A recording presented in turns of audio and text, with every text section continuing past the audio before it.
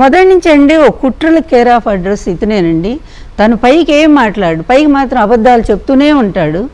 మీకు గుర్తుందా మరి పరిటాల రవి గారి హత్య జరిగినప్పుడు జగన్మోహన్ రెడ్డి గారి మీద ఆ కేసు బనాయించాడు.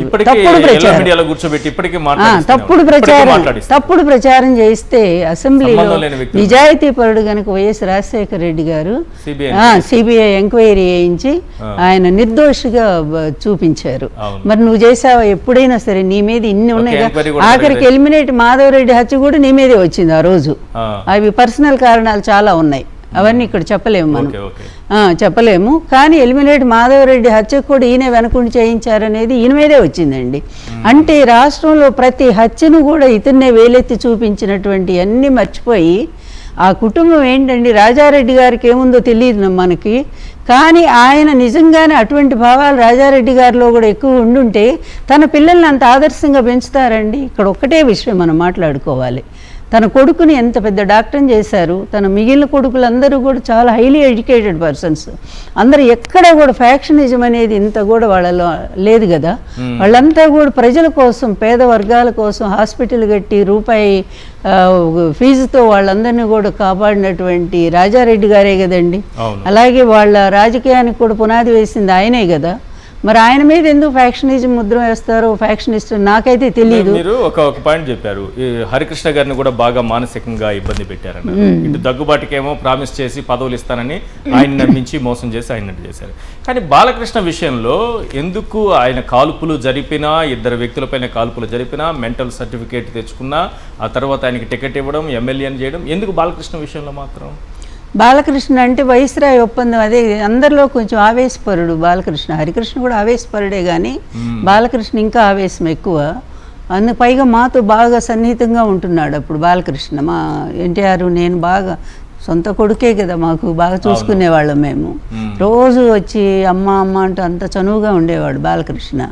అందువల్ల చాలా బాగా ఉండేవాడు. మమ్మల్ని వేరు చేయాలంటే ఆ అబ్బాయిని బాగా దగ్గర చేసుకోవాలి అట్లా అనుకొని అక్కడ వైస్రాయ్ ఒప్పందమే, నాకు నీ కూతుర్ని నా కొడుకు చేసుకుంటాను, ఎంత ఆస్తులు అప్పుడే నేను ఎన్నోసార్లు చెప్పాను. వైస్రాయ్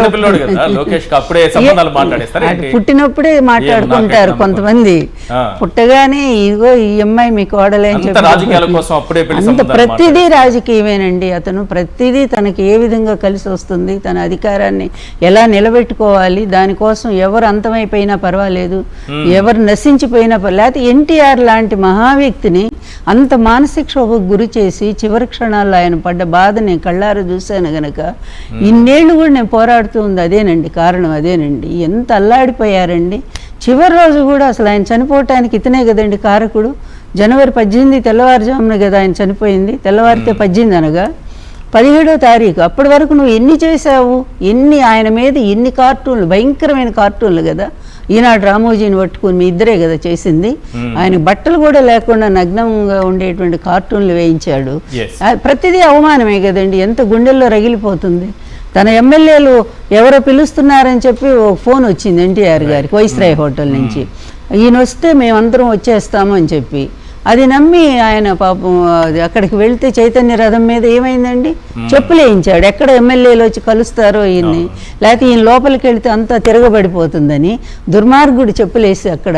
అప్పుడే అన్నారు ఎన్టీఆర్ గారు, ఎన్టీఆర్ ఈరోజు చనిపోయాడు, ఇంకా లేడు, ఇంతకంటే ఇంకా నాకు అవమానం ఇంకేం కావాలి, ఈ క్షణమే మరణించాడు ఎన్టీఆర్. ఇంత పాపాత్మని ఎట్లా ఈ భూమి భరిస్తా ఉందని నిజంగా నాయకుడిగా చంద్రబాబు నాయుడు గారు ఎస్టాబ్లిష్ అయ్యారు కదా అద్భుతంగా. ఏం ఎస్టాబ్లిష్ అండి, ఆరోపణలు చేస్తున్నా ఆయన చుట్టూ మీరు వైఫై లాగా తిరిగేలాగా చరిత్ర చూడండి ఒక్కసారి. షాజహాన్ 4 కొడుకులు ఉంటే చాలా మంచివాడు, పెద్ద అబ్బాయి పేరేదో ఉంది, అతనే రాజు కావాల్సిన వాడు. ఎక్కడ చిన్నవాడు ఔరంగజేబు. వాళ్ళందరినీ ఏ విధంగా ప్లాన్తో కుట్రలతో వాళ్ళందరినీ చంపించేసి అతను రాజ్యానికి వస్తాడు. అంటే కుట్రలు కుతంత్రాలు చరిత్ర అంతా చెప్తుంది. ఇతను అంతేనండి, ఆ కుట్రలకి ఏమీ తక్కువ కాదండి. మీ ఇంకొకటి గుర్తుందా, ఇతను ముఖ్యమంత్రి అవ్వగానే ఏది 95 సెప్టెంబర్ 1 ఇతను ముఖ్యమంత్రి అయ్యాడు. అయిన తర్వాత రాయలసీమలో ఒకేసారి 14 మంది హత్యకు గురయ్యారండి. వారు ఇందాక ఉన్నారు, ప్యానెల్లో ఉన్నారు, వారి పేరు ఏదో ఉంది, వారికి తెలిసి ఉంటుంది. రాజేశ్వర రెడ్డి గారు, రాజేశ్వర రెడ్డి గారు అనుకుంటే చక్కగా మాట్లాడుతున్నారు ఈ మధ్య దాని మీద. వివేకానంద రెడ్డి హత్య గురించి చూశాను నేను. అట్లాగే వివేకానంద రెడ్డి హత్య గురించి స్పష్టంగా సిబిఐ చెప్పింది, సుప్రీంకోర్టు చెప్పింది కదా. వీళ్ళిద్దరికి ఏ సంబంధం లేదు, జగన్ గారికి అసలు ఏమి సంబంధం. అలాగే అవినాష్ మాత్రం ఏమి సంబంధం. నీ టైంలో జరిగినటువంటి ఒక హత్యని, అదే విధంగా హత్య చేసినటువంటి వాడిని విడిపించి నువ్వు వాడికి కార్లు ఇచ్చి డబ్బిచ్చి, దస్తగిరికి ఒకే లాయర్ ఉంటారు, ఇద్దరికి ఒకే, సిద్ధార్థ లుద్రనే కదా ఇద్దరికి ఒకే లాయర్, సునీతకి అదే లాయరు. చాలా గొప్ప ఆలోచన. మరి అట్లా ఒక హంతకుడిని ఈ విధంగా నువ్వు పోషిస్తావు, వాడి చేత అబద్ధాలు చెప్పించమని ఇక్కడే తెలియట్లేదా నీ హంతక మనస్తత్వం ఏంటనేది, నువ్వెంత దుర్మార్గుడు అనేది ఇక్కడ అర్థం కావట్లేదా? ఇట్లా ఎన్ని కుటుంబాలు మంచి వాళ్ళని ఎంత నాశనం చేయటానికేనా నీ జీవితం అంతా కూడా? ఎన్టీఆర్ లాంటి మహానుభావుని పట్టున పెట్టుకున్నావు. వైఎస్ రాజశేఖర రెడ్డి గారి గురించి కూడా నేను అప్పుడు ఒకసారి నేను మాట్లాడాను కూడా. నాకైతే అనుమానంగానే ఉంది. అతను అన్నాడు కూడా, ఒక వార్నింగ్ ఇచ్చాడు, ఇచ్చిన 3వ రోజు ఆయన మళ్ళీ ఇంటికి రాలేదు. అందువల్ల ఏదో జరిగింది సంథింగ్ అని నేను మాట్లాడాను. ఇన్నాటికి మా జగన్మోహన్ రెడ్డి గారు ఇన్నేళ్లకు మాట్లాడారండి. మాకు చాలా సంతోషంగా ఉంది నిన్న. ఎందుకంటే ఆయన ఎంత బాధ లోపల మోస్తున్నారు. రోజు గొడ్డల పార్టీ అంటే ఎవడు గొడ్డలి, నువ్వా గొడ్డల పార్టీ, లేకపోతే జగన్మోహన్ రెడ్డి గారా? చీమకు కూడా అపకారం చేయనటువంటి ఆ తండ్రి కొడుకుల గురించి నీచంగా మాట్లాడుతూ నువ్వు రోజు పబ్బం గడుపుకుంటూ నువ్వు చేసే ఏదో పనులన్నింటినీ కూడా కప్పిపుచ్చుకుంటూ ఈ పచ్చ మీడియా చేత ఇష్టం వచ్చినట్టుగా ఈ విధంగా మంచి పరిపాలన ఎప్పుడైనా నీ 4 సార్లు ముఖ్యమంత్రిగా ఉండగా రాష్ట్రానికి అందించావా? ఉమ్మడి రాష్ట్రానికి కానీ రాష్ట్రానికి కానీ ఒక్క మంచి పని, ప్రజలు గుర్తుంచుకునే పని ఒక్క పని చేసావు, ఏదో పనులు తప్ప అన్ని పనికిమాలిన పనులు చేస్తూ ఈ విధంగా కుట్రలు కుతంత్రాలతో రాజకీయాలు నడుపుతూ ఇలా మంచి వ్యక్తుల్ని ఈ విధంగా వాళ్ళ వ్యక్తిత్వాన్ని హననం చేస్తూ బ్రతికేటువంటి బ్రతికి ఇది కూడా బ్రతికేనా?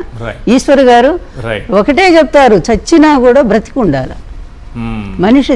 జాతస్య ధ్రువోహి మృత్యు ధ్రువం జన్మ మృతస్య చ. అందువల్ల చనిపోయిన వాళ్ళు పుడతారు, అది వేరే విషయము. చనిపోయినా కూడా బ్రతికి ఉండాలి. అలాగే బ్రతికుండి చచ్చిన వాళ్ళతో సమానం ఏమంటారండి? మృతప్రాయులు అంటారు. సేమ్ మృతప్రాయుడు చంద్రబాబు నాయుడు, రాజశేఖర రెడ్డి, ఎన్టీఆర్ గారు లాంటి వాళ్ళు అమరులండి. వాళ్ళకి కేవలం భౌతిక శరీరం లేకపోవచ్చు, కానీ వాళ్ళు ఎప్పటికీ ప్రజల మనసులో శాశ్వతంగా జీవించి ఉన్నవాళ్ళు. సేమ్ అదే స్థానంలో కూడా మా జగన్మోహన్ రెడ్డి గారు నిలబడ్డారు, అంత గొప్ప పేరు సాధించుకున్నారు.